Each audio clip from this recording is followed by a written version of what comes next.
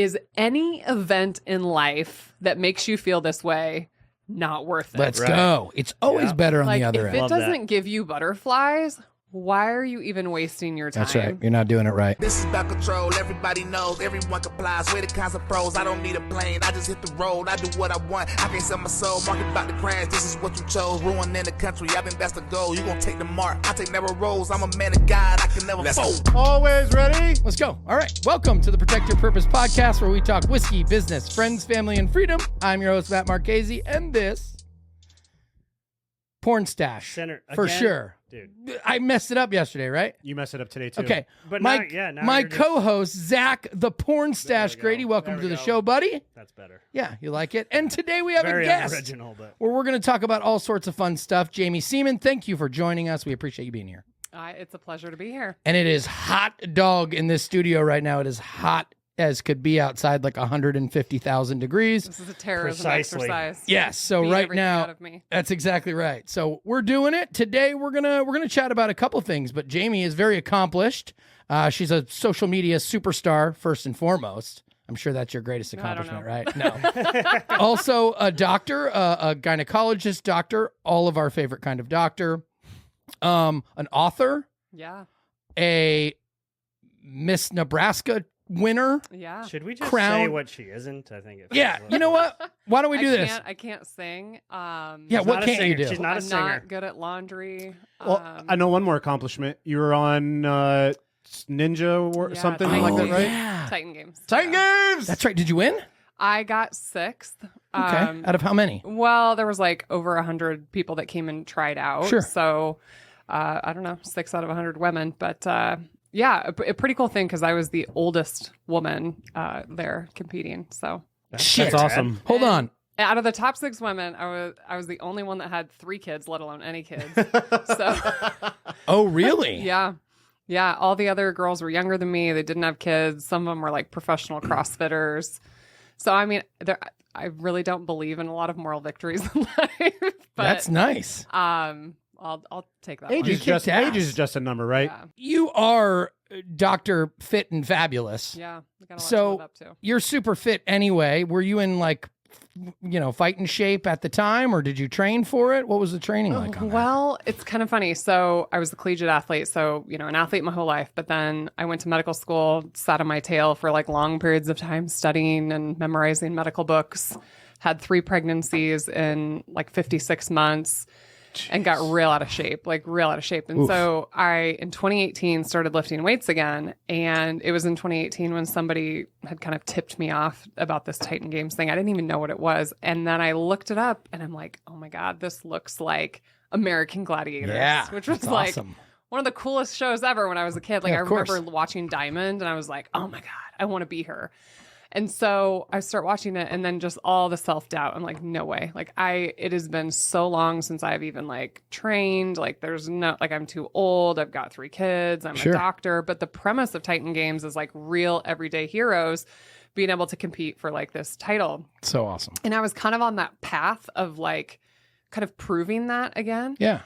And so I ended up applying, and what's crazy is the application process. Like apply, you make this video, whatever, and then The Rock picks people. Well, when I got quote unquote selected to come to the tryout, I had like 2 weeks notice to come to the tryout, and then when you come to the tryout, you get a call the next Tuesday that The Rock wants you to be here in 7 days. No kidding. So I was kind of Where like, is this?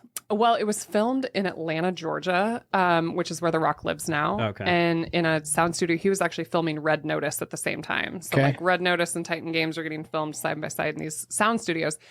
But it was like, I mean, you literally had no warning that you're going to go compete. Yeah. So, I mean, how do you train? And then secondly, if anybody has watched the show and seen what we had to do, we found out like with 2 hours notice, like they walk you into the sound studio and they're like, do you see these fences hanging from the ceiling? You're going to, jump up there, scale these, jump here, pull this, do this, and then whoever pulls the lever wins. Okay, you're not allowed to touch it. No, you see it. Got any questions? no way. Like no practice runs. No, no practice runs. That's great. And then, like, it's a TV show, right? So these people have no concept of like warm up, stretch, like someone's going to get injured. No, you know? it's all about time. So right they there. like throw you into hair and makeup, throw you out there, stick a camera in your face. You ready for this? Tell us why you're a Titan. And then it's like 3, 2, 1, go. That was it. So you don't see that on TV, you know? Holy I mean, crap. it was like unlike any competition I'd ever been in. What year was this?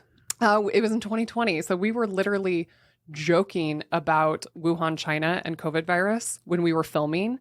And then we came home and the Titan Games was not supposed to show on TV for a year because the NBC was showing the Olympics. Well, fate would have it. COVID happens, the world shuts down, and nobody has anything to show on TV. No. And they had all this film. They were sitting on this film, and so they just they rushed it. They put it out on Memorial Day. It showed all summer, and so it was kind of nice that I didn't have to keep a secret for like a whole year because nobody knew that I had filmed it or what I did, and or anything. So. Tiger King and Jaime Seeman on Titan. That's it. That's what Tiger everybody King was what we watching. had for COVID. Yes. That's incredible. So no one had any notice. No one had any sort of training schedule. That seems almost, I don't know, dangerous. There was a lot of injuries. Do you know? Yeah, how I imagine so. Do you know how that compares to American Ninja Warrior? Well, it's actually the same producers make both shows. And our year was very much more ninja-like than the prior year. There was a lot more like overhead, Grip upper body strength. strength, grip strength. Yeah. And but it's just like things you can't prepare for, you know? Right. Like, there's no way to actually, prepare for what they asked you to do. Now people have like setups in their backyard and shit. Yeah. Which are badass to Yeah. watch. Yeah. I And mean, like Ninja the homemade Warriors, Ninja yeah, Warrior it's training done- camps. Yeah, it's crazy. There's like everything from little kids to old people doing that. It's some crazy upper body strength. Oh yeah, for sure. That one chick, American Ninja Warrior, she was a UNL grad or something, wasn't there? Yeah, there was actually 2 girls that were both track stars at the same time I was there playing softball, and they've both been wildly successful. And they're in Ninja badass, Warrior. yeah. Is that what you did in college? You were softball? I was a softball player. That's yeah. nice. Really? Yeah. See, add that to the resume. Who'd you play for? Where'd you go? Nebraska. You did go. Really? Huskers, let's Big go. Red. Good for you. Yeah. I'm proud of you. Yeah. So, did you do? You said at the start of this that you can't sing.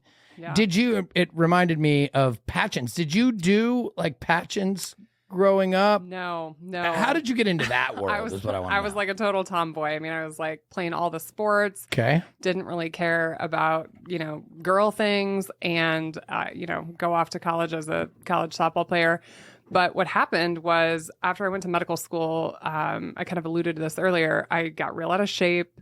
I wasn't eating well. I was just trying to be a mom. My husband was working nights as a police officer. You're just like in survival mode. You've got like 3 kids under age 4. Well, in 2015, I was diagnosed with prediabetes. I was on thyroid meds, and I had a really horrible tragedy happen in my life. My best friend died very suddenly in March of 2015. Sorry. And this was like a completely pivotal moment in my life where I finally was facing like my own mortality. I was like, I could be dead tomorrow. Sure. And it suddenly gave me this new sense of like purpose in my life that I was like never going to wake up like ungrateful for the opportunity to live my life how I wanted to. And so I pivoted and I said, okay, fine. If I'm supposed to be this healthcare provider, I should be like the walking billboard of like health and fitness. I have a degree in nutrition and exercise science. I have a medical degree. I have a nutrition degree. I mean, like I'm asking these patients to do all these things that I'm not willing to do for myself. So Stuff. Lead by example. I love that. Yeah. So in 2015, I started changing my diet. I told my husband, okay, here's what we're going to do. I started working out again. And after I started to feel better, it was like the lights came on my brain. I used to joke I could like smell colors. Like it was just like all of a sudden I was like on fire. It not only changed my health, but it spilled over into every area of my life. My marriage became better. I became a better mom. I certainly became a better doctor. I started changing the way I practice medicine. So what happened prior to 2020 is like, I'm just on this like divine path of like, get out of my way. I want to change, everyone else's lives the way I changed my own. And I had a neighbor, we're sitting around the fire pit drinking wine, and she's a former Miss South Dakota.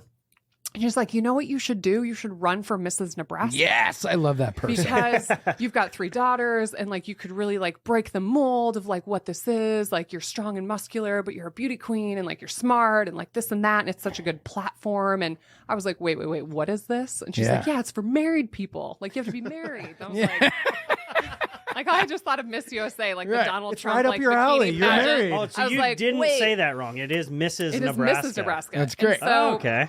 somehow that night, I guess maybe too many glasses of wine, I apparently signed up because the next morning Let's I had like, an email that was like, here's what we need from you. And so I signed up, but literally like in parallel with that, I got selected for Titan Games. And so that was just like on the front burner. I tried out. I'm flying to Atlanta to film Titan Games. And literally, you guys, I was, you didn't see it in filming, but I was an alternate for the final. So I'm literally like there on Valentine's Day. That was when the finale was filmed. So I get flown back home on the 15th. The pageant was supposed to be in April. So now I was like, oh, I'm 6 weeks out from Mrs. Nebraska, and I literally like haven't bought a dress. I haven't like figured out what I'm supposed to do for this pageant. So I quickly hired a coach, somebody that knew a lot more than I did. And I'm like, A pageant it coach. feels like this Miss Congeniality movie Yeah, that yeah, I'm talking yeah, about. yeah, Like, Yeah, Sandra Bullock. yes. And I was like in training camp. Like I'm like, put these heels on, learn how to walk. Like I literally step off the Titan Games arena into 5 3/4 inch heels, Oh, and like it's so learning great. how to This walk could around be a my- movie. Literally, Yes. this could be a movie. And so thankfully, the only good thing to come out of COVID is that the pageant got moved to like June and then eventually got moved to August. And so I had more months to kind of prepare and learn and just kind of immerse myself in the world of what I was getting myself into. So August of 2020, I competed. There was like 16 women. They were all like incredibly talented, smart, beautiful people. I felt so out of my ballpark, like so out Sure. of my box. But, you know, I thought, you know what? This is a great opportunity to step on the stage and show little girls like my 3 daughters that were sitting right there in the crowd It's awesome. that you don't get a lot out of life unless you put yourself in really difficult situations. And here I felt so vulnerable. I have this social media. I could go up there and just make a total fool of myself. And so I did it and I won. That's Which incredible. was mind-blowing. And competed at Mrs. America and finished in the top 15. No Wow. shit. Yeah, in Wow. Las Vegas. Good so for you. Killing it. So what is girl. that? What does that all consist? Yeah, of? that was my I was going to be like mine. the categories. Yeah, or whatever. so it's 50% interview, 25% swimsuit, which is the one piece for the married ladies, and then 25% evening gown. So, So what are you given the questions ahead of time for the interview, or is it like No. a shotgun? Like, no, there like is 6 judges, and you go. It's one-on-one interviews, so you go from table to table to table. Oh. And they may ask you everything from, things about your life to kind of like staged questions like, what do you know about the such and Right. such foundation that this pageant benefits? You have to be really like well prepared and on your feet. And because I'm a physician and this was the pandemic, I was like, oh my God, they're totally going to ask me about COVID. And gonna sure get your enough, ass. yeah, they're like, what do you think about the pandemic? And so, I obviously being in medical school, I'd interviewed multiple times before. I felt Sure. so, confident in Right. that part of it. But you don't know what's going to come up. And course. it's the pageant world, right? So I'm like going into this thinking, I'm sure there's like a political component, like, you got to kind of play the game a little bit. And it was a good experience. That It is really cool. was. Yeah. So the pageant coach that you hired, she, a woman, a woman, was she able to prepare you for the types of questions you may like? Is that something you studied, or was it Oh. like, I'm just going for that? We did interview prep. Like Good, I interview sat at prep. her kitchen table and she just grilled the crap out of me. That's like, good. and some of the things she asked me, I'm like, really? They're gonna ask this? But What? it's kind of like training for a game, right? You Right. want to put yourself in practice in the most difficult situation possible. That's So right. when you get to a game, it seems like just another day, on the field. And that's exactly what we did, and it worked. She was brilliant. She's been doing this for years, and coaches need coaches. Like Yeah, that's doctors right. need doctors. So Amen. now that you've done it and Yeah. gone through it, because I kind of compare that to like army boards. You trying to do it? You're going to go compete in No, Mrs. no, no, no. America? Mr. Nebraska. She sparked some interest, Mrs. But in Mrs. your opinion, because like in army boards, they ask you random questions, right. and most of the time it's not even what you say, but how you're saying yeah, it. confidence. Yeah. So do you think that kind of probably weighed more than? Obviously, the answer is important, but are they really more looking at how you handle 100%. yourself? It's, just that, like, are you poised? Are you Right. thoughtful? Are you arrogant? Are you, because you are literally representing the state of Nebraska. So, they don't want to put anybody out there that's going to make Nebraska look bad because they're sending you to the national pageant in Las Vegas, Right. like, You don't want to put you in the Mrs. America contest and you look silly. We've all seen those videos of Right. the Miss America contestants. Blunders. They're like, "What do you think of something?" They're like, "Well, But they're- I think, and They're they go asking on those about on nothing, stage, and you're though. like, "Holy shit, that was a word salad of a whole bunch of nothing." Yeah. Do you? Yeah, that's good. So You're a as- sharp though, so that was probably easy for you. Zach's a good interviewer you, board. You didn't have to do it like on a stage in front of people, though, right? You were Well, so the interview is before like the onstage competition, but when you go on stage, you parade around in the swimsuit, and then you parade around in the evening gown, and then once you're in the evening gown, then they go to like top 15, top 10, top 6, top 3, and once you get to that, there's onstage interview questions. So now you're up there like in your gown, and now the judges do these onstage interview questions. So, here you go again, but now you're speaking with a microphone in front of like thousands of people, and it's being streamed all over the world. Yeah. So, Goodness. you may nail like the interview one-on-one, but you do have to stand on stage and And those are sound the like ones you know where what we you're see talking the about. videos of Yeah. the chicks who Complete totally stage fright, Totally- sympathetic overdrive, brain Yeah. no longer functioning. Yeah, which been I there. can 100% understand. Yeah, been there. As a sorry. Oh, go ahead. What were you going to say? As a buddy? winner, do you have any yearly obligations? Like every year, Is it like previous the Heisman, Nebraska you winners. show up? Yes, the Heisman. Is there a pageant house? I mean, yeah, we're called the formers, and so we Ah. definitely have VIP seating at like all the subsequent years, and it's called the sisterhood. But your obligations are really just in that 365 days after you win. You're representing the state. You're making appearances for companies great. that want you to make an appearance, and there's a philanthropic side of it. and what a so- great opportunity for you. Oh, goodness, what a great yeah. platform to be able to. Oh, it was perfect. But I'll be real honest. Stepping on the Mrs. America stage, their kind of passion and mission is something called Victoria's Voice, which is decreasing the opioid addiction, epidemic. Sure. Because the owner of the hotel where the pageant is hosted lost their 15-year-old daughter to an opioid addiction years ago. And so, although that's an amazing cause, when you walk in there and your platform is reducing chronic disease in America in the middle of the pandemic, Right. which was like, oh my God, this is the conversation we should be having right now. right. They weren't open to it. Like it was, sure. And that's the tough part about being in medicine right now is it's not very sexy to like be healthy. Like, Yeah. it's just like, That's Uh, right. Very unfortunate. Yeah. so anyway, I felt like it kind of fell on deaf ears, but that didn't diminish, whatever, I could still go out. I didn't need the crown to like do what I needed to do and fulfill my purpose. And so it was a great experience. I'm glad I did it. Sure.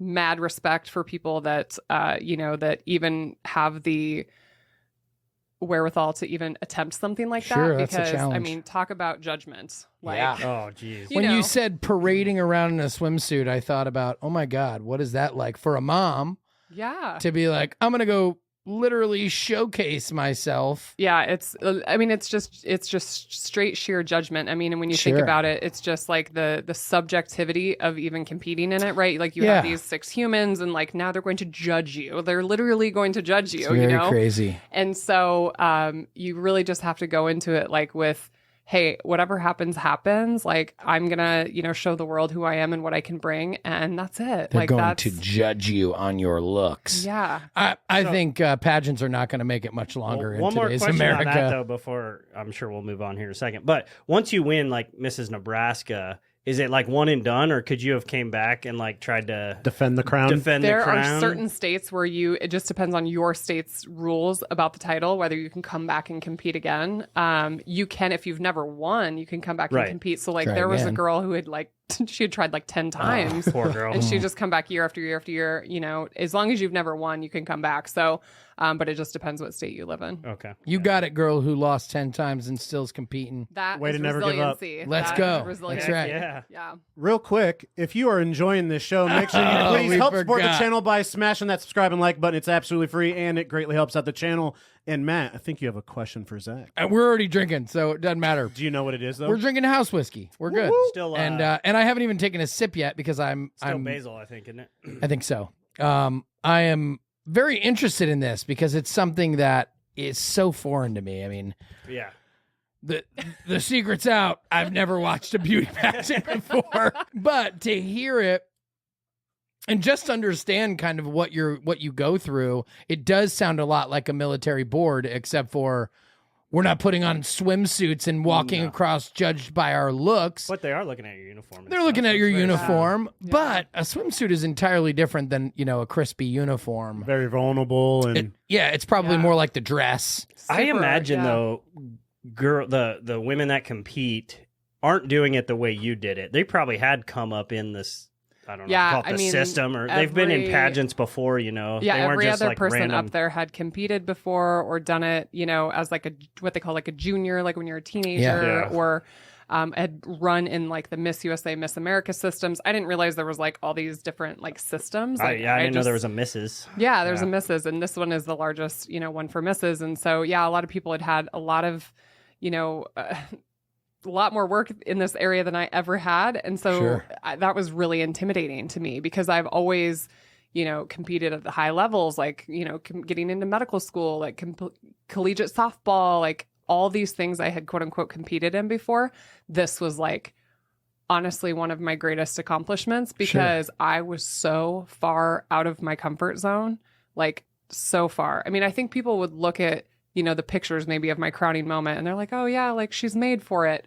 You guys, I'm telling Opposite. you right now, I was terrified. I was on the Titan game 6 months before this. I am not made for this. Crazy. That's I was crazy. bulking And up before this. Like I wrote about it in my book because it was like going straight from the Titan Games, like straight into this. And then actually that was the first year we did the 50-mile march. It like 2020 was the worst year for most people like on like planet Earth. Right. And it was like the best year of my life. Literally You killed defining it. year for Literally you, the for best sure. year of my life. That's 2020 is dead because So- Jaime Seeman killed it. It is her that caused all this disaster because you Yeah. were on a tear. It's crazy. In 2019, my husband and I were kind of just like praying and manifesting, and we're like, 2020 is going to be the year. 2020 is our year. 2020 vision. It was like Uh-oh. the world tried everything possible to Yeah. make that not happen. But you did it. And There you are. and the reason why I asked is if you came up through like a pageant system God, is because no. you did not strike me. I found out later that you had won that title and that crown. And I was like, what? I mean, Really? she's super pretty, obviously well accomplished, but did not. I pictured you more as the athlete, not Yeah. tomboy, but definitely Yeah. more on the athletic side of things, not Well, and that was honestly a little bit of my purpose too in doing it is like, dude, girls Breaking- need muscles. that's like right. just breaking the mold of like That's what right. a pageant girl looks like. I Because love that. unfortunately, in the modeling and pageant world, like many of these girls live an extremely disordered life of like, and a very skewed picture of what health is. Like, and even at the Mrs. America pageant, I hope somebody doesn't like sue me for saying this, but they give out a fitness award. And there was myself, there was like a couple other girls that had competed like in fitness competitions. I mean, these girls are like jacked and they're beautiful and they've got these like amazing muscles.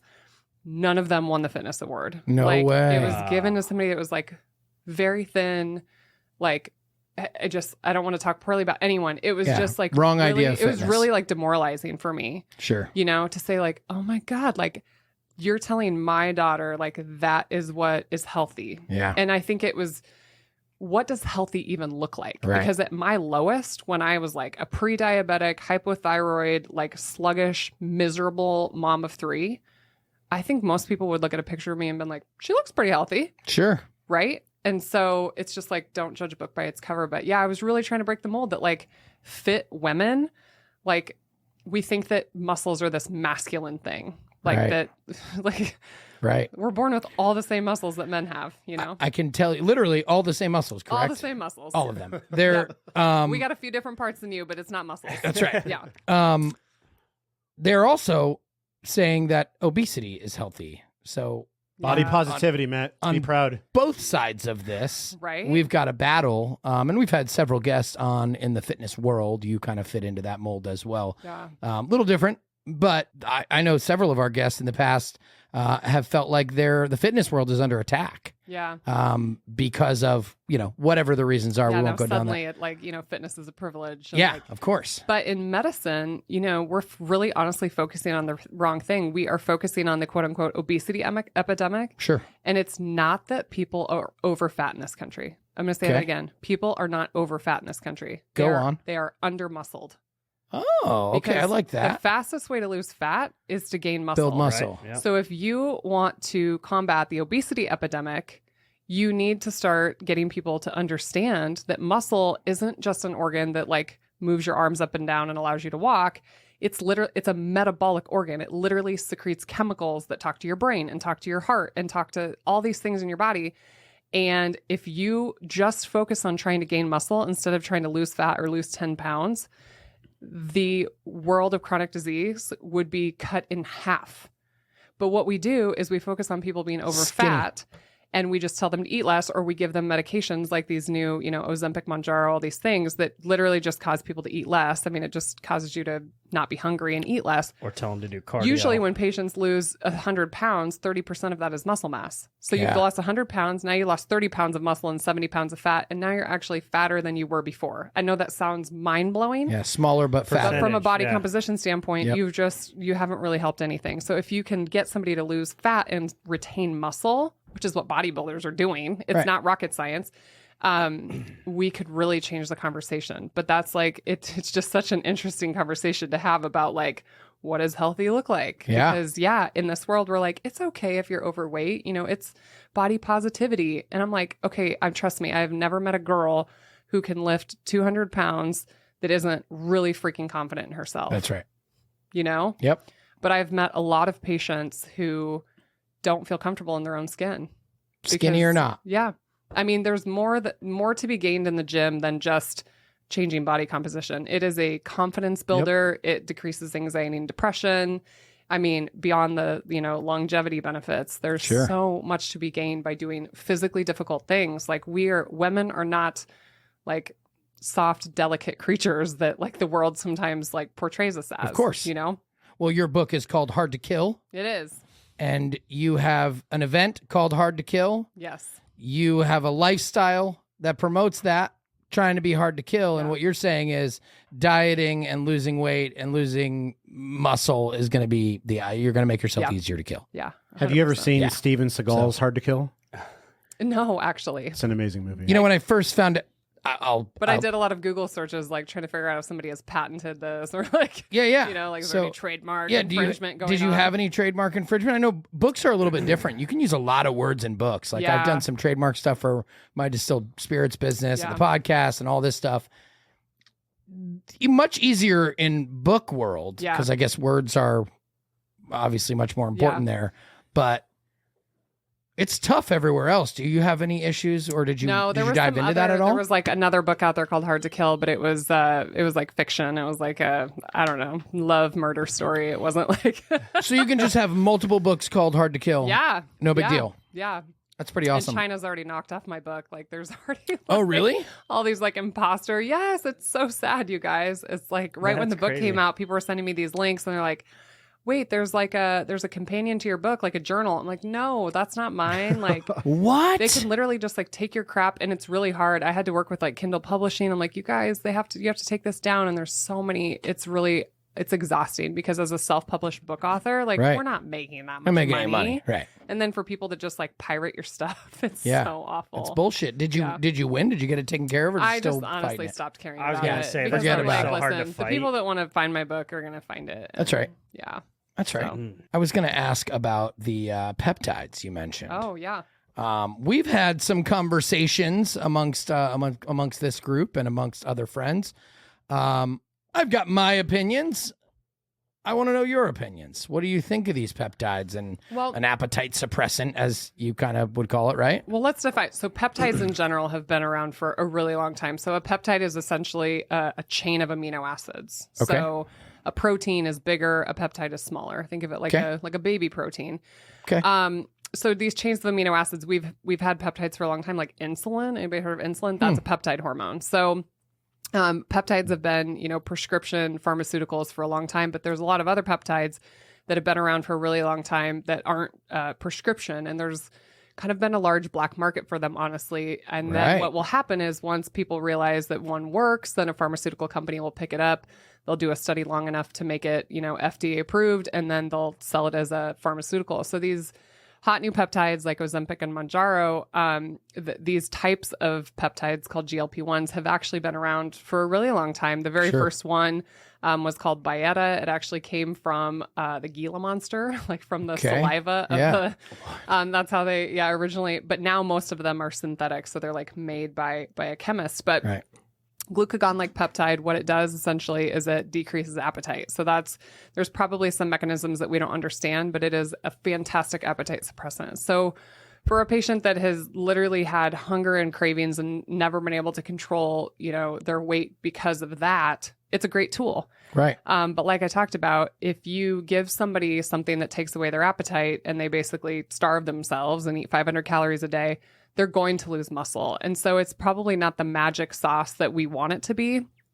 It's an amazing tool. It was originally FDA approved for diabetics. And then in the trials, they saw that patients lost 16% of their body weight. Right. There's actually newer peptides now coming that are going to blow Ozempic and Mounjaro out of the water. I mean, we're talking like 30% reduction in body weight. All by way of appetite, all by way of not eating. Well, there's probably mechanisms that we don't understand, but and they just haven't been out long enough, to really understand. It's like gonna be what's $1 billion business. What's the long term? Oh, it's already for sure. It's already $1 billion business. Jesus. But there's always going to be a newer and better one, and humans just always want the easy button. And they are an amazing tool. I will say that I prescribe them, I use them. They have a place and a purpose for the right patient. Sure. But as soon it's Hollywood found them, and it's like it's like go. the hot thing. Like, are you taking Ozempic? Are you taking Ozempic? Right. So, and there's ramifications. I mean, we know they increase your risk of like certain thyroid cancers. That was only seen in mice and rats, but who knows in humans, right? Now we're seeing some like news articles showing like an increased risk of something called gastroparesis, where it actually like paralyzes your stomach long term. So I mean, get out of here. You can't go into these things like willy nilly. There's ramifications of taking things that your body just doesn't produce naturally, because our body does produce GLP-1, but it's very short acting, so it works for like minutes to hours. Whereas these injectable medications, they modify it in a way that it lasts a week. So you give yourself this injection. So for a whole week, like your appetite's down, you might get a little nauseous, you don't want to eat. And then you take another dose in a week. So, you really just have to understand that there's two sides to every coin. Of course. Yeah. Side effects. Yeah. Go figure. There's constipation, nausea, pancreatitis would be a rare one, but we've seen it. Yeah. So 75 hard. What's up, buddy? I was just going to say, my wife, as you know, got big, and she did, hours of research on peptides and started taking one. I actually just text her which one she's on, because I don't even remember the names. Yeah. They got like fancy names, but she's been taking it for a while and has seen, she's happy with the results, because she's one of those women, she's not fat by any means, but, doesn't necessarily feel comfortable all the time. So she tried every weight loss program and nothing really seemed to work. And then she started doing research on these peptides. Actually looked into your clinic, I believe. She's strong as shit. She's strong. Yeah. Well, in the kind of like functional integrative world, a lot of the peptides that we use are like ipamorelin, sermorelin, and these are growth hormone. And so they target more an anabolic, so growing muscle, right? What I said, the fastest way to lose fat is grow muscle. Yeah, let's go. So they're like, different than these GLP-1. So when we say peptides, it's just such a broad term. There's literally peptides for like beauty. Like there's some that will like, increase the thickness of your skin, or the elasticity of your skin. There's some that heal like tendons and ligaments and muscle. So,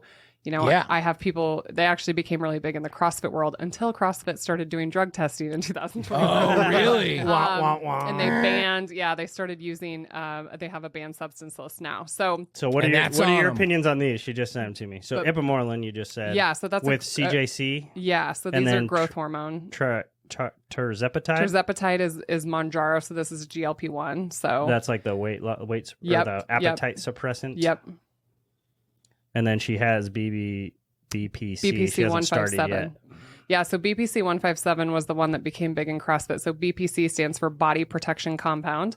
So it actually is secreted in our gut. I mean, we do make some BPC 157 by ourselves, but this is the one that is real hot for healing injuries. So people who have chronic injuries, shoulder injury, like a hip injury, back pain, whatever it is, peptides, I like to use them for like 5 days a week, maybe for 8 to 12 weeks, and then take some time off. The misuse of peptides is people who think like you're just going to take it every day for 365 days and it's going to be magical. If you press the button too many times, the body sometimes wear out. say like, what? Yeah. So you want to kind of cycle peptides kind of like a bodybuilder would cycle steroids. So you don't want to do it, long term. You want to use them for like a particular amount of time and a particular reason. So kind of like a bodybuilder would cycle steroids. Like we're not comparing the two, but they're very similar in the way they react in your body. Yeah. So I mean, it's just like you don't want to be on something, Yeah, because then you'll correct me if I'm wrong. I'm not telling you, but your body will stop producing the natural levels of it, and then you'll become dependent. So she so started certain things, real quick. She started in May. May. Weight down 21.6, muscle up 2%, body fat down 3.5%. Yeah, see, this is important. Like this is why at Upgrade, where we have a gym and we do peptides and things like that, we use DEXA body composition. So we're actually testing. We have an objective way to say, okay, here's what's happening with your muscle, here's what's happening with your fat. Whereas most practitioners are just using the scale. Yeah. And so you could have somebody that literally like loses 10 pounds of fat, puts on 5 pounds of muscle, and you're going to say, oh, you only lost 5 pounds? Right. Sure. Oh, yeah, but their body composition changed like dramatically. Yep. Right. So the scale is just, it's garbage in that sense. You know? We're not giving our audience medical advice here, but don't go willy-nilly on peptides or steroids if you're going to use these things. And get with somebody who knows what the hell they're talking about. Market, so like China. Yeah, that's my biggest concern. You can go on the internet and you can find, and who knows what's in there. Yeah, we have friends who are doing it. They're like, oh, you can get them on the black market. They're half price. I'm like, oh, that's really smart. Let's order knockoff drugs from China. You see how good your squiggle toy works? The shit breaks in 2 seconds. I'm not getting any. The supplement industry in general, like they've done studies like on whey protein powders, and like sometimes they'll test these things and like half of what's in the canister is not even whey protein. Yeah. So that's the unfortunate part of the world is when things are good, there's always going to be some bad human that is trying to make a buck off it. Yep. Yeah. And I guess the only way to combat that is research and research and research. Don't do your own research, Matt. No, That's right. spend the money. Just know where it's coming from. Don't take the discount drugs. Spend Cheaper the is money. not always better. Right. That's right. I got for sure not. I got a fitness question for you. Yeah. So all three of us are pretty big on fitness and health and wellness, and something that we've been researching as of late is fasting. Mm-hmm. Do you have an opinion on fasting, or just from a medical standpoint, is it good, either intermittent fasting or? Yeah. So fasting is an incredible tool. I think you have to take it in the context of, what are you doing it for? For people that, need to lose weight and need to create a caloric deficit, it's amazing because intermittent fasting or extended fasting allows them to go into a window of time where they don't even have the choice to eat. No like, eating. This is my fasting window, like boom. Yep. So it's great in that sense. As your body composition changes and you're, getting leaner, then it's like, okay, is it advantageous to fast? Is it not? Am I getting enough protein in? Am I getting enough micronutrients in? Right. So you always have to balance fasting with making sure you're getting what your body needs. But I think it's an incredible tool. There's, a lot of longevity research to show that it can maybe decrease cancer. If you do a couple more extended fasts per year, it's kind of like cleaning up all the dead and damaged cells, like, stimulating stem cells. I think fasting is fantastic. Humans clearly did it. Religious people do it. I think there almost is like a spiritual journey when you do like a fast. Like the longest I've ever done is 72 hours. We're going to do one. Let's do it. We're all 72. committed. Let's do it right here. Let's Right commit after to the it. march. Right, You're in. Well, we need Sign a this little- piece of paper. We need a little repair after the I need your march. signature. That's right. You start to actually increase growth hormones. So as you fast, your body starts Yeah, to I've heard protect, that. your muscle and what it needs.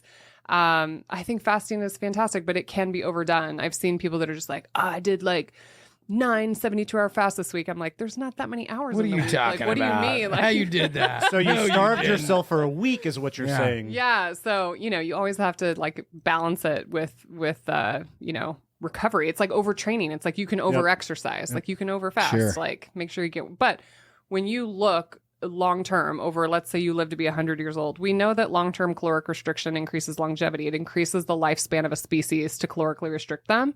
So let's be real, like we are overfed in this country. We should do Yeah, that. So like you are not going to die if you skip a meal. That's right. We should eat less. Well, that's what. So As we a had whole. a fitness guy on our last guest And that's what he said is, I mean, if you think about it, you know, in the history of humans, they couldn't just, you know, ring up or go through a drive-through. They ate when they got food, and then they didn't eat for, you know, until they got food again. They always fasted. Now, I do think men and women are a little different. I was just going to say women. Yeah. So women is like a reproductive species, right? We have these nutrient sensing pathways. So like our cells are always basically determining like, is this a good time to reproduce?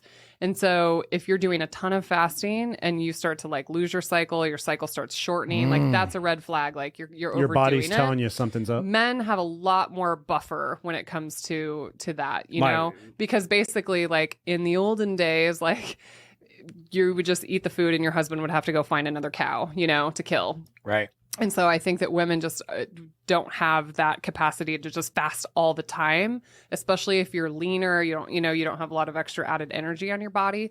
I think women are a little bit different in that regard. That's interesting. And not that I'm, you know, inconsiderate of the difference between men and women and how our bodies work, but not something I considered when talking about fasting on how insanely different it might be for my wife than me. Depends like where you're at in your menstrual cycle. Like Sure. for instance, like when you're in luteal phase, which is the second half of your menstrual cycle, and you have a ton of progesterone like drives hunger. So, Sure. I mean, bad timing. A lot different than, you know, just being a guy where it's just like steady state and you can like control all the variables. Like women, it's just a lot more up and down roller coaster. I've talked to my wife about that too, because I've done fasting and stuff, and she says that exact same thing. She's like, it's not the same, because she'll go into all the chemical imbalances and stuff like that. I'm like, okay, didn't really think about that. When you got a lot of estrogen going, it's amazing. You're like, yeah, I can lift 900 pounds and I can fast and I can do all these things. And then at any part of your cycle where estrogen like dips, like game over. Done. Like it's a lot harder. So I'm going to use this opportunity as a segue to talk about female reproductive menstrual cycles and the 50-mile march, because just recently, where also one of Jamie's accomplishments is she was one of the original 50-mile marchers and co-founder of the organization with Jay, who is also a guest. Yeah. But my wife was just talking to me the other day, again, not to talk about her menstrual cycle on the air, but she's somewhere close on the time frame, and she's like, I hope to God. Yeah. And I'm going, you'll be fine. She's like, you have no idea what that could take out of me. No, I have a great story that's not Let's hear podcast it. appropriate, but Ian will cut it out. No. but this will be the 4th year of the march, and I was on my cycle last year, and my husband had no sympathy. And after the march, the story, I'm trusting my husband was like, God bless you. Yes. Yeah. But I'm the same this year. It's like, it could be the day of, it could be the day after, and I'm just rolling the dice. Yeah. Okay. So that is a big deal. It is confirmed. So she'll have sympathy. From, Yeah. Well, maybe she'll need like some moral support too. We'll find out. Time will tell. But she's right though. So like when you are coming right up to your cycle, you literally have no hormones. Yeah. Like they are at zero. You have no estrogen, you have no progesterone, which means your serotonin's low, your dopamine's low. Sucks everything like out of you. You are at like gas tank empty. Yeah. Man. Grouchy. So fuck. and then you're just praying to start bleeding. Like this is life, you guys. Oh God. Let's just the get it best we over got. with. That's Just- the best we got. My sore feet story doesn't seem so Yeah, bad your feet anymore. don't hurt so Yeah, bad. my feet don't hurt so bad anymore. That's like a game of like, would you rather? I always know when my wife's getting close. I'm like, why are you being so mean to me right now? Like, and then the What's next day going she's on? like, I'm so sorry. I Yeah. just started my. Here it is. Okay. Yeah. Not Lindy. Lindy is super sweet all the time. She just gets tired. And Yeah. she'll be like, God, I'm feeling, I think I know what's happening. Yeah. And she keeps zero track of her timeline Yeah. until very recently. But, or her cycle, her It's timeline. good to like keep What track a of it guy. because then you're kind of like in tune with Yeah. that feeling. Now You're she like, knows. Okay, yeah, Right. Cycle day 27, got it. Okay, Here we got it. Yeah. Yeah. Also, if you're missing one, you know. that's also a problem. And but that- it keeps me in business. So, That's you right. know. Keep rocking. We have no blockers here. Yeah. We've got no goalies or Matt, however are you making put an it in the announcement medical again? world. Are you making an Nope, announcement there's again? no announcement. Mama No. Marchese, are you listening? We're just hoping for a cycle at some point, maybe right after the march. 50-mile march, so everyone's baby. happy, right? A 50-mile march, baby. So can we move into that then? Because what Yeah. do you deliver babies? Like what do you? I do full-time OBGYN, so Ooh, I deliver nice. babies. I do surgery, so like hysterectomies, pelvic floor surgery, C-sections, and then see people in clinic. So everything from teenage girls to old ladies. No kidding. How Like I've been there for 3 births of, how awesome is it just to be the first person to see it is like somebody enter the the most world. incredible thing to witness. I can imagine. And the cool part is like for most births, like I'm just there to witness it. Right. Yeah. Like, okay, you hired me for when something goes wrong, and thank God, like it usually doesn't. But it's also like on the complete flip side of that, like it's the most fulfilling thing. It also can be like the hardest job ever. Awful on the flip side, because of it's course. like things are either great or they're not, and there's And when not a they're lot not- of in between. Yeah, I was gonna say. When and when they're not great, definitely they're bad. Yeah. So that it makes is, sense. but even in the tragic moments though, it is like such a fulfilling thing to like stand by these women's, sides, by these families, and like get them through that, and support them, and I mean that's why most of us went into medicine. Right. Like there's a level of like human empathy and understanding, and but thank God most of the time it's honestly why I chose the field I did, because I went through medical school and I'm like, this is depressing. Yeah. Everyone's like fat, everyone has diabetes, everyone has cancer. Like, oh, you want to be a pediatrician and tell kids they have cancer? Like, like, and then my mom, she was like, whatever you do, don't be an OBGYN, because she worked in medicine and she just thought like from a lifestyle perspective, like there's no way you can be married and have kids and like be an OBGYN. That sounds like a miserable life. Right. And I went through medical school and I remember calling her. I was like, Mom, I think I want to do it. I'm going to do it. And she goes, you're dead to me. She'd had a hysterectomy. She was like no. postmenopausal. She was like, you at least could have been a plastic surgeon or something. Did she say that because of the hours or what? Yeah. I mean, I think she just thought like, that I just wouldn't have a life, Sure. And yes, my life is a complete circus. Like Yeah, if sure. people knew what my daily schedule was like, I mean, literally I can deliver babies At any day yeah, or night. yeah. I mean, they could call right now when I leave this podcast. I'd go straight to the hospital. But that's what fills me. Like if that doesn't fill That's you, what you it's do. not a good job, Yeah. for you. And I'm not going to lie. 2 a.m., 3 a.m. gets a little old, year by year. I really wish babies would understand. You're that, like, like she 8 to sure she 5 can't is Yeah, hold hey, it for a fine little bit time longer. to be born. Yeah. I understand that quite a bit, actually. Not that it's that similar, but I'm in the fire and water restoration business Yeah. in one of my businesses. And we always, I mean, when you get hired on our team, we make it very clear, like it's not. It might be Christmas. Yeah, it's gonna be Christmas. Yeah. Like, not it might be. Actually, it's this most wasn't likely that cold going to be streak Christmas. Last My year, parents- the cold Oh, yeah, snap was on over Christmas Christmas, last right? year. My parents' basement flooded on Christmas Eve. On Christmas, it's gonna be Christmas, and that's what we tell people. Yeah. It's gonna be Thanksgiving. It's gonna be Sunday. Yep. This shit, and realistically, it just doesn't ordinarily happen because most people are there. They're awake in the middle of the night. Accidents are happening. Heaters are overturning, falling Yeah. over. Fires. If you're there, so really statistically, it happens when you're not But then there. when you show up, these people are like so We get grateful. to be the Oh, hero. yeah. Like you are. Yep. And that's how I feel, like going into a delivery. It's like, okay, I'm delivering a baby. Like no better time to be Yeah. like missing some event other than where I'm at right now for this, That's right. And a business and a profession with built-in purpose. Every time you show up, you have a purpose. Yep. And that's what I try and tell my people. It sucks. You're going to call at 3 a.m. on Saturday. The last thing you want to do is roll your ass out of bed. But, and it's going to be hard. But when you get there and you see Miss Mary or, a newlywed family with a newborn or the people there that are literally helpless and need you, and you get to show up and say, I know this sucks, Yeah. but I got you. You get paid for the problems you solve. Right. And so like, Let's go. You're solving a big problem for Yeah. somebody else. That's right. And it's purpose. And I try to encourage people, pay attention, focus on hunt the good stuff, as we say in the Army. Focus on the purpose, because you have, we do disaster restoration, suicides, homicides, bio, trauma, crime scene, like all of the COVID disinfectant. Anything that Yeah. sucks, we're your You're guy. the guy. Yeah.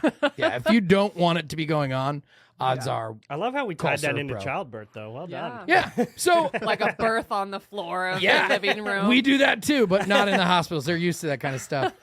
They're used to that kind of shit, quite literally. Your baby's born. Call Surf Pro. Yeah. I had a guy one time though. His wife delivered the baby in the car, like on the way to the ER, and we're wheeling him, the wife and the baby, up to postpartum. And this husband just like looks at me and he was like, Do you know anybody that details cars?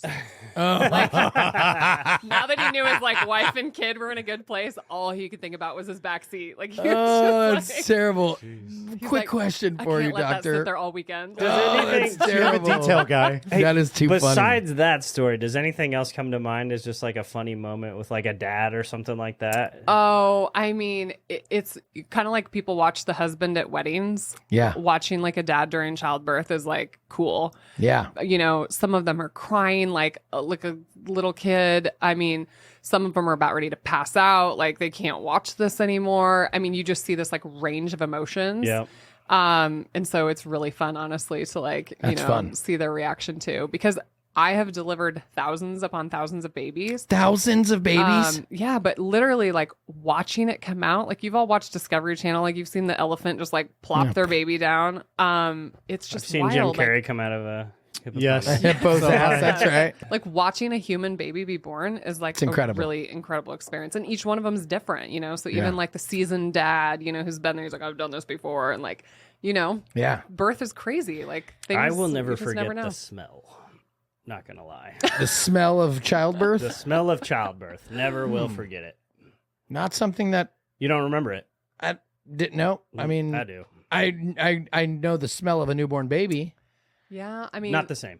so, Not the same. there's a spectrum of birth. I mean, that's the thing. Yeah. Is Yeah. like some are real clean and some can get a little crazy. Oh, I had my third child. I was that pro dad where I'm like, all right, we actually had one of our friends, Brooke, was in the delivery room with us. She's a masseuse. Yeah. So she basically just grinded on Lindy through the whole like painful part of the labor. And I just was like, well, can I help with anything? Be over here. I'm just going to bring it here. And the hospital let me sneak a bottle of whiskey in just for like a photo op. I wasn't sitting there drinking, but Right. I swear, I promised. And they were like, you're going to get me fired. I'm like, it's for a photo op. I'm a whiskey guy. I need this. Trust me. And then I had a whiskey. Yeah. But I just kind of sat over on the little couch. I laid out. I chilled. And I thought, man, this is going to be the easiest childbirth I've ever gone through. And then baby was delivered and they couldn't get the placenta out. It was like fused Oh. into the Yeah. something wall. Yeah. Retained placenta. And they were trying to yank it out and it not to get You got to go in there and rip it out by hand. and they Oh couldn't. my God. Yeah. And they So then tried. you got to and scrape it Hey, out. edit that out, Ian. so then they took my wife back to the OR Yeah. and I went Well, from then the shit goes easiest childbirth to Yeah. I'm now skin to skin with this. I'm Baby, now take your shirt off. take your. That's what they said. Take your shirt off, sit there, skin to Yeah. skin, and I'm like, I don't know what to do. And your wife's like going to the She was operating gone. room. Like, Yeah. I hope she comes back. Well, I was Yeah. gonna say that had to be the It was freakiest the thing. right. I went from this easy. I was so focused on the whiskey to Yeah.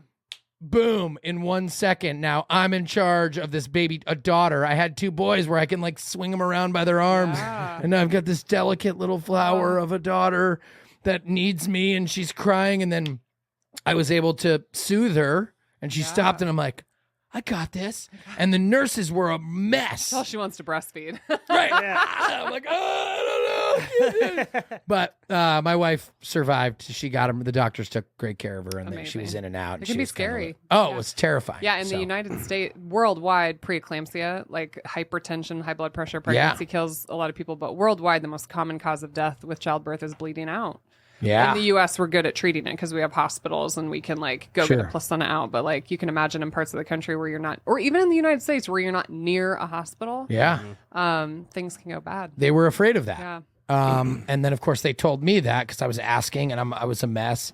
Again, worked out okay, obviously, but she had preeclampsia. They called her. We had just bought a business in Lincoln, one of the Surf Pros, and 4 days after we bought it, she was on her way down to come meet the team and say Yeah. hello. And the doctor called her after a visit and said, "Turn around. We're Come doing back." it. Yep, we're doing it today." So I had to leave and jet there, and it was a roller coaster. Yeah. It's a fun business that you're in, I assume. It is. Yeah, It's something new every day. Every day is different. Yeah. Every day is Hey, different. do you awesome. have any pull with the extra bed in those rooms? Yeah, and the Could we get comfort. like I a- noticed there's an recliner that like is comfy with the couch. How do you get one of those? Well, each hospital is a little different in town. I deliver at 2 hospitals, but yeah, some of them have like full-size queen beds. Some just have like a couch that turns into a bed. I just remember. I mean, terrible. let's be real. They're terrible. Yeah. But let's be real also. They need you to go home. So That's they can right. get They're not another trying to patient. make this comfortable. Right. We'd all be We like, don't need you staying. yeah, I mean- I think it's best if we stay one more day. Some Doc. people literally think it's like the hotel. Taj Mahal. The and I'm Ritz-Carlton like, you in there. guys, the food is good, at least at one hospital I go to, but like, come on. Like, No. you want people coming in the middle of the night, taking your vital signs, like, go home. Get out of here. Yeah. Which 2 do you deliver at? Oh, we deliver at Methodist Women's and CHI Bergen, so I'm completely private practice. So Oh, really? I was Yeah. born at Bergen. That's cool. So Oh, were you? Yeah. How old are you? Maybe. back in the old 30. Not 40 yet. Yeah, you're back in those days. They've redone their labor and delivery since you've been born. so Yes, it's a little bit I'm nicer. sure. All right, let's talk about this 50-mile march, which when this airs, it will be tomorrow. Tomorrow. Oh my God. So we're on the 50-mile God. march tomorrow. What do you think? You are a seasoned vet. This is your This will be the 4th year. 4th year. There'll be 4 of us walking this year that have done it all 4 years. So I want to tell you something. Yeah. You didn't know who I was. I found out who. That's when I met you. That's when I found out a little bit of your story a year ago. And I remember you saying, my wife and I at that point we had already pulled the plug on next year. Yeah. We were like, this is great. It's awesome. Raise some money, good cause. Never fucking doing it again. That's basically where I didn't even know you were an OB doctor at that point, but you used the analogy. It's like childbirth. It's hard. It sucks. And then when it's all done, it sucks for a You'll forget while about and it. you forget about all the bad stuff and you only do that remember the good again. stuff and then you do it again. And my wife and I both looked at each other like, well, that isn't going to be us. Just to give you some validation, although this is my 4th year, every single year at about mile 40, in my head, I'm rehearsing how I'm going to tell Jay Morales that I'm not This is doing your it last anymore. year. That this is the year. Yes. And we were absolutely not interested. I don't even think you were interested. Were you? Not a ton, no. So how it happened is my wife went to a networking group where Jay was speaking Yeah. at like a couple months ago, and he just casually asked, "Hey, is Zach doing the march again this year?" And then I'm like, "Motherfucker!" I told Jay at the finish line, Yeah. do not expect me next year. I'm I will out. donate. I will help I'm you. I will out. raise. I'm not coming. I'll write a check to not Right. come. I'm not coming. I will support your mission, but just let's get this out of the way. I'm like a face the music now, get the hard Yeah. conversations out of the way early. They're easier that way. And I told him, I speak for us. We're out. And he was like, yeah, cool. Never asked me. And then he got a hold of So Jordan. Yeah. Jay asked her, and then we have like a group from last year, even I think. Mm-hmm. Yeah, it's called the 50-mile march madness. And I was 50-mile madness or something. I was just like, "Hey, think I'm doing it again." Just FYI, and then of course they're all like, "Well, Shit! now we damn have it. to." Why would you do that? Damn it! Peer pressure. Yeah, and it wasn't even like we were just like, well, he can't do it. Lindy's like, I'll have total FOMO. I'm like, we were committed to not doing this. You can't do it, and I not do it, and well, Here we are. tomorrow is our day. We out. Yeah, we out. It's gonna be all right though. It's the thing is most humans don't get the opportunity to do really hard shit. That's right. Mm-hmm. Our day-to-day lives are pretty easy. That's right. We got air conditioning in here, kind of. Yep. We got a, Kind of. we got a bed to sleep in tonight. That's right. Kind of. We can pick up our smartphones and Uber Eats some dinner. We don't even have to cook if we don't want to. That's right. I mean, let's be real. Like we all, if you're listening to this podcast right now, like you're living a pretty privileged life. That's right. And so what I think is so incredible about the 50-mile march is absolutely 100% of the participants at some point in the night are going to realize how bad this sucks. That's right. And so the speech I really gave last year was like, what comes into your mind comes out in your life. And so you get to a point where you really start thinking about what's like coming into your mind. And like I said, I'm full disclosure. Every year I'm like, how am I not going to do this again next year? Mhm. Because as mammalian creatures, like our brains never want us to get to that. That is a problem with survival. That's right. It is a problem with survival walking 50 miles from Lincoln to Omaha Of course. because there's a lot of things that could happen. And on those 50 miles, you're going to think about every single one of them. And you're just going to start like tapping into these areas of your brain. But the symbolic, idea is that could you imagine that you know, you had some purpose in life and you were a vet and you served our country and you did XYZ. And now you suddenly find yourself with bipolar disorder and anxiety and depression and you're homeless and your family's completely abandoned you and your pride will not allow you to even ask for help, you know? Right. Okay. Yeah, my life is a lot better than that, you Right. know? And so it really provides amazing perspective for all of us to say, okay, my life's not that bad. Like, I'm going to get through this 50 miles. You know, I'm going to serve other people because you really, when you think about these things, like, I'm not doing this next year. Like, it's such a selfish thought. Of course it is. It's Yes. like, somebody else can do this. That's like, right. Somebody else can do this hard shit. So it's just, you know, it is an incredible experience. And not just like for physically walking, but just like when you see like the hospitality people and like the people at the finish line and Oh my God. all these people that like actually like care about the mission of the 50-mile march. Right. You're just like, oh my God. Like, And it's so much more than me. They're It is. getting none of the glory. So those people. a couple things, right? They're They getting get none all of the glory from me because me too yeah. now. I Yeah. told you guys before we started recording, the first year was like a circus show. A disaster. So, yeah. Right. Yeah. Listen, truth be told, I actually got an infection in my elbow, had to have surgery, get it all cleaned and scraped out. 3-4 days before the march. Oh my God. And I was like, well, I got my out. See you later. I'm not going. And then guilt set in. Yeah. And everyone else was marching on, quite literally. And I said, well, shit. So I went back for my checkup a couple days later, and the surgeon came in, looked at it, and he says, well, looks like it's not spreading anymore. Probably worked. Yeah. You're probably going to be okay. We'll see you again in a week.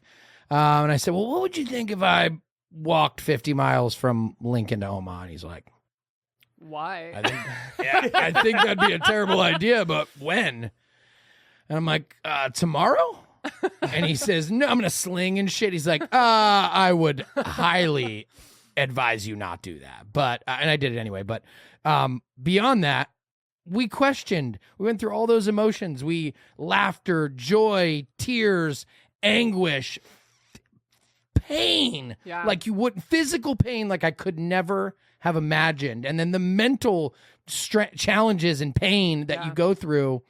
And it was a last minute deal really for us. We were already late to sign up. And we're wishy-washy on whether or not we were even going to be able to do it and all those things.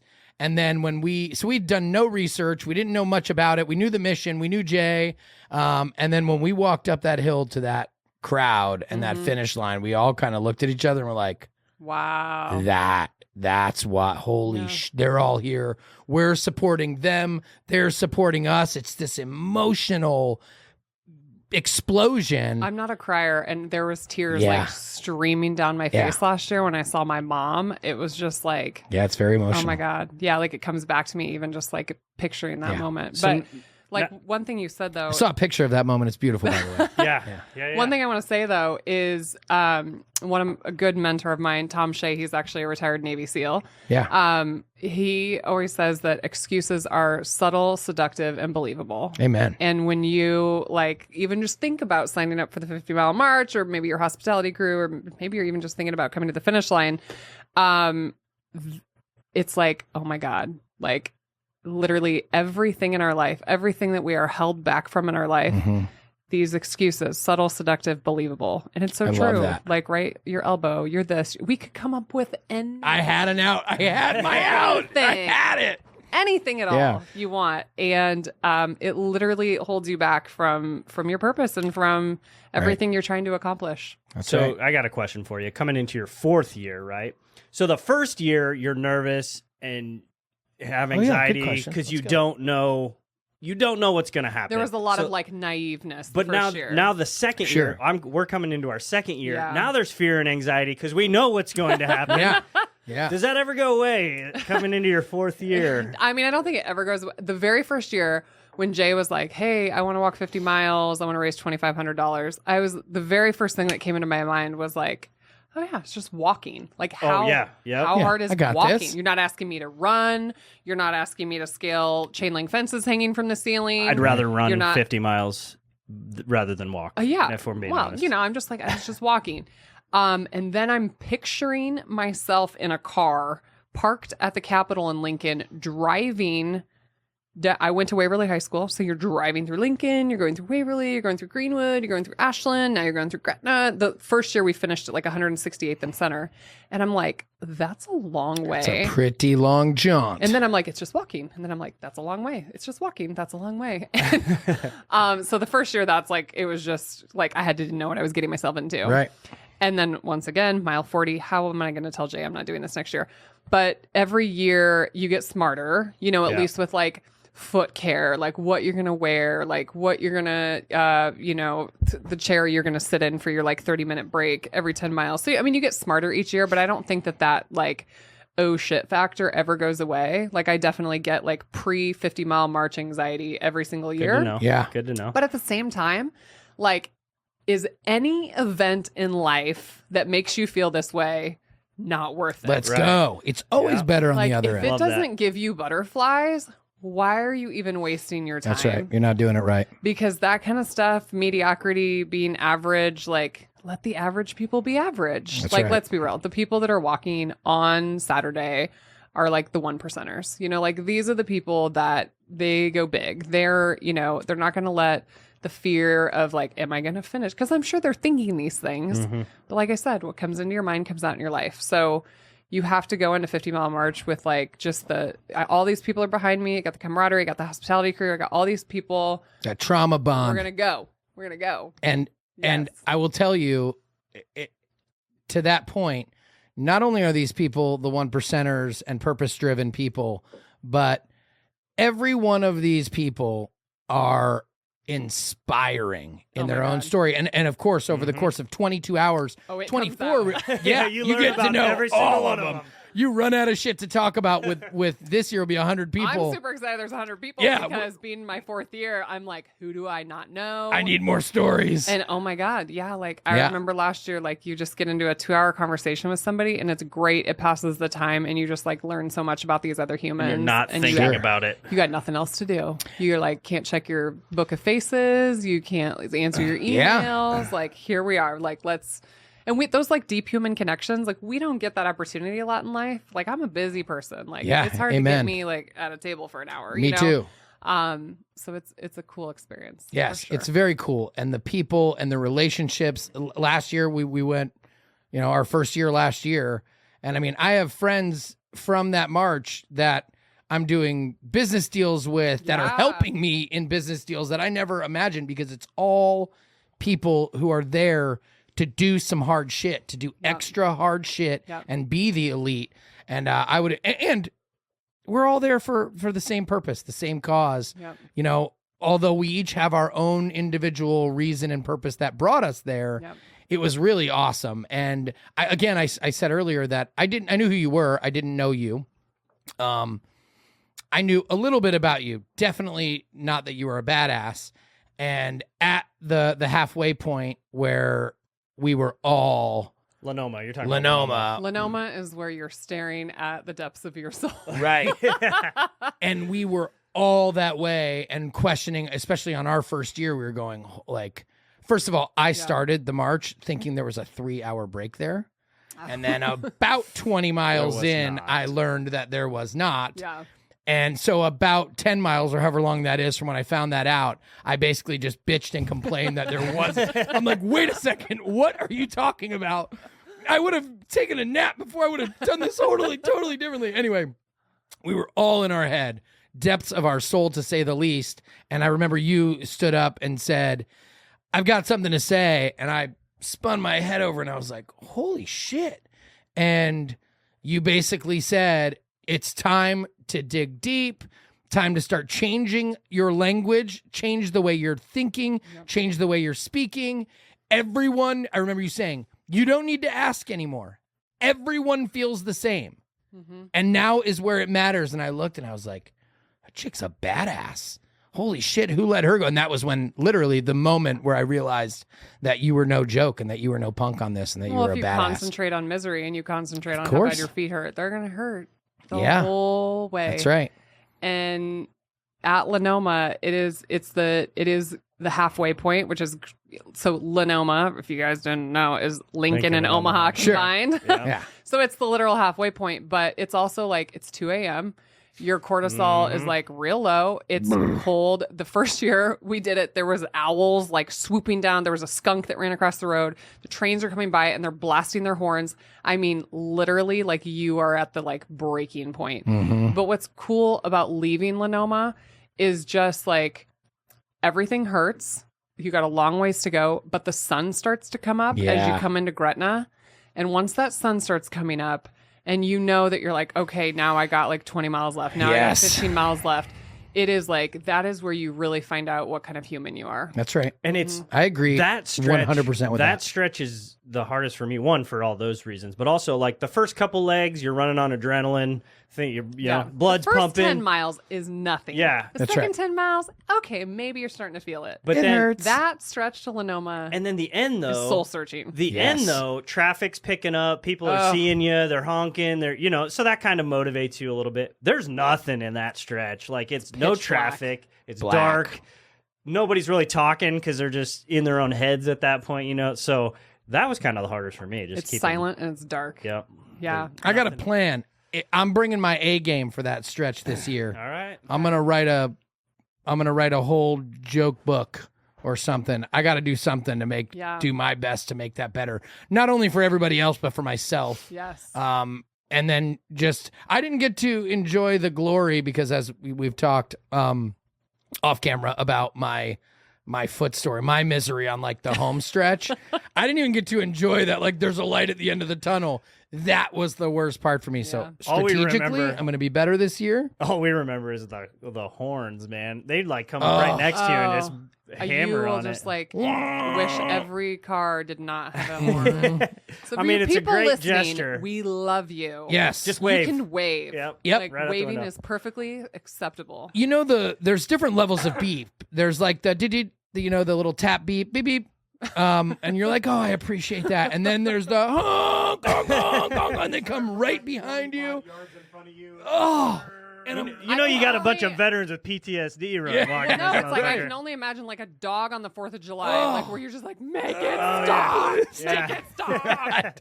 but we appreciate the love. We know you're there to support us and you love us. And we get that's what my wife kept reminding me. I'm like, if one more person honks, I can't this stand march the is horns. over. And she's like, babe, they are just trying to support us. I'm like, I don't care. Support us with a wave. How about a wave? Donate. How about you donate to support us? Anyway, well, before we wrap this up, I want to talk about on this 50-mile march deal. And this is really for my own personal benefit, but surely we can add some value to the audience here. This stuff. Yes. Okay. This is Salty Britches. Yeah. Shameless plug for whoever this is. I have no stock or investment in this. Tiny little company in the Carolinas. A woman invented this stuff because her kid had like eczema and she needed something like better for her kids, like eczema. But they support veterans, and this is God lube in a bottle. Okay. So I have some beef with this. Okay. And I'm now a day off of the march. Okay. And I am being told, forget about all the moleskin, forget about this and that. Yeah. You saturate your feet in this on every Yes, stop yes. and guaranteed no blisters. So not didn't, guaranteed. Yeah, so but- I didn't have blisters last year, and the only thing I did different last year was I lubricated my feet with this stuff every single 10 miles. So how you get a blister is there is friction between the dermis of your foot essentially and like the underlying, connective tissue. And so then your body puts fluid there. That's what a blister is to try to protect it. So how do you stop a blister? You stop the friction. So obviously you want a shoe that fits, you want a sock that fits properly. But if you lubricate your foot, like literally lubricate it, so that whatever just slides across the skin, it works. When I first put it on my foot at the state capitol, I was like, really? Right. That's what. I was like, felt like Vaseline between your toes. Because Yeah. I actually used Vaseline the year before, but I didn't lube my feet like I did last year, and it worked. I'm not saying my feet didn't hurt, but I didn't get any blisters. So you didn't use no moleskin. no. Well, if you go, that. that's the problem. That's my concern. Is if you go, You can't get anything go to back and stick. forth. yeah, then what? Halfway Well- through this march, you can't Yeah. clean your feet, dry them. Moleskin's a wrap. Well, you can. So, like, you could wear this for the first really lube them up the first 10 miles. And if you start to get a spot, you can towel off your foot and you can get stuff to stick. You think? Yeah. Plus, we got like 6 foot doctors this year. So, Yeah, we got a lot of them. I mean, Let's go. I need somebody to wash my foot, please. Yeah, we got Well, foot crews. My wife thing is is- ours, so we're That's good. right. I'll bring you some medical gloves because when I would lube them up, then Then my you're screwed. hands Oh, were yeah. greased. And so then I was like, Good my hands call. are Okay. greasy now. So Rubber then I gloves. was like wiping off the, my hands or whatever. So it's, we like need one person that's just like the lubricator. So But- I don't know what the common ingredients is, but it smells like Preparation H. Yeah, I don't know that it really has a smell to it, but It smells like Preparation H. yeah. Let me see it. I wonder if it has some sort of skin shrinking, anti-inflammatory on your skin, whatever that would be, properties to it. Yeah, I think Maybe it's something you wanna look mostly like into. lanolin and I don't know what Did the you other- read the front? That's great. Mm-mm, It's what good does it say? marketing. Prevents or soothes chafing and blisters during ruck, amphibious operations, and all other imagined misery. I love it. AKA Here we go, the 50 the mile 50 mark. mile We're mark. about to do that. So they support veterans, and this is their I love that. particular tube that they send out for the vets. And they sent everybody got a tube last year, which is how I came across it. And I'm telling you, I don't know. I'm like, if it's not broke, don't fix it. So I'm gonna do it again. Yeah. I am so interested in doing it, but of course, I'm panicking, the last moments before, and I'm going, am I going to switch my entire game plan of moleskin and just starting off with moleskin? Did it work? I didn't have any. I had like one tiny little bit. I had no blisters. I mean, I had a baby little pinky blister. But yes, I did moleskin. I replaced it like once. But I have a different set of shoes this year. Those shoes are burnt. Just have all the tools, and I mean that's some of the 50 mile marches. Like the conditions every year could be different. I was really worried it was going to be 115 degrees. this year. Yes. We're cutting it close. We're getting a little lucky. I think it's going to Yeah. cool down a little bit, but that's the tough part about you don't know if it's going to rain. You Yeah, don't know we if don't it's going to be hot. Is it going to be this? Is it going to be that? And so you get smarter every year, and you just go into it and you just work with what you got. So don't stress about it. Well, You can't think your way out of this one. yeah. Easier said than done going into the final hours here. We're definitely stressing about it, but listen, all in all, like anything, you get the reps in, you're more prepared this time than you were last time. You're more prepared the next time than you are this time. And I'm certainly less anxious this year. I can guarantee you one thing. What? Whether you do that Doesn't matter. It's going to suck. or use That's right. moleskin, it's going to fucking That's suck. right. So. Yeah. And I can also guarantee the guarantee that I had last year was I don't know how bad it's going to suck, but I know I can guarantee one thing. There will not be a time where I don't think I'm going to finish because it's walking. And then I'm going to la-di-da, here we go, 370. And then, damn it, I told my wife, I don't. She was like, what? You're going to finish. And I'm like, you don't understand what's going on right now. Like, I don't think I'm going to. The level of doubt is like, it's high. Can you imagine? I if took your my wife socks finished? off. Well, because you just start saying like, we have like 20 miles. Like you're like, yeah. I Yes. can't make it one more mile, let alone like 20. Right. But one step at a time, That's right. Yeah, eventually. Quite literally. You get there. One Quite step. I'm literally. gonna issue the guarantee again this year. I'm gonna make it. There's not going to be a time where You're I'm gonna going make to it. doubt. Now you You know will you're make going it. Right. to. And now I know that the worst possible situation, I'm still gonna make it. Yeah. Unless something catastrophic happens, we're hit by a meteor Yeah. or something. We're going to throw our feet in that cold tub when we I get mean, to... I've looked That's around right. at previous years. We had a guy who was like in active chemotherapy. This year we have a 15-year-old and like a 79-year-old. That's right. They're in our so squad, badass. dude. Are they? I'm like, The dude- Yes. the trust me, 15-year-old is, I somebody think. has it worse than me. Like, That's right. oh my God. That's right. If they can do it, you can do it, and that's the Yes. power of the Yeah, group and the it power is. of the bond, the trauma bond.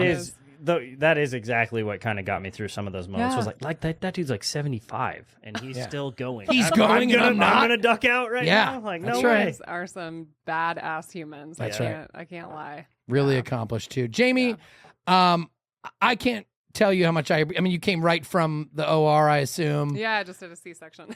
Thank you so much for taking the time. I know you're super busy and kicking ass all over town. I'm so grateful that you spent the time. I'm going to make you commit to coming back to us. Absolutely. We could talk about a lot of things. I was going to Oh, say, yeah. I feel, in effort to save time, I'm going to stop. I've got about 1,000 more things I want to talk to you about. But if you promise to come back, we'll wrap this thing. But before I let you go, I have one question for you, which we ask all of our guests, and I want you to tell us and our audience, what is your purpose? And I imagine you've got a whole bunch. Well, I do. Or a big one. I do have a whole bunch, and really, honestly, my purpose is to leave a lot of ripples. Because Sure. I can accomplish so many things in whatever amount of years I'm given, and I don't know what that is. That's part of the hard to kill mentality. Is just understanding that every day I wake up breathing is a great day, and I will never, be ungrateful for that.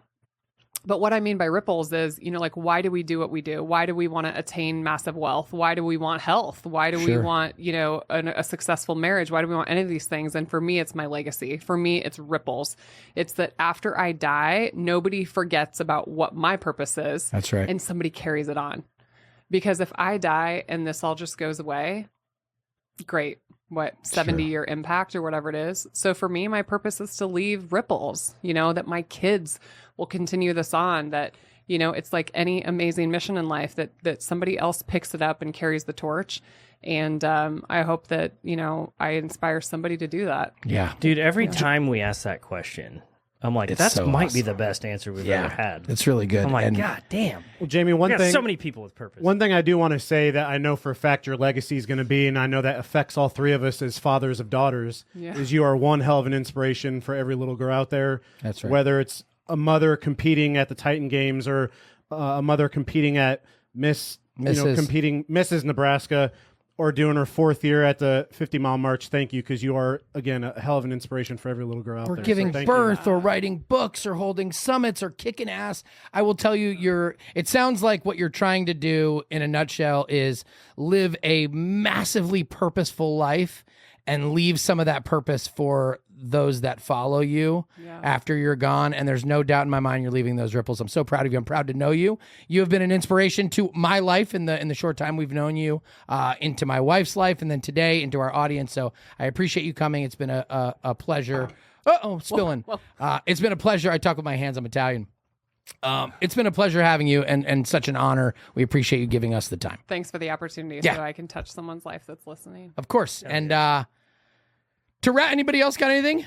Well, I mean, besides all the stuff that we left on the table?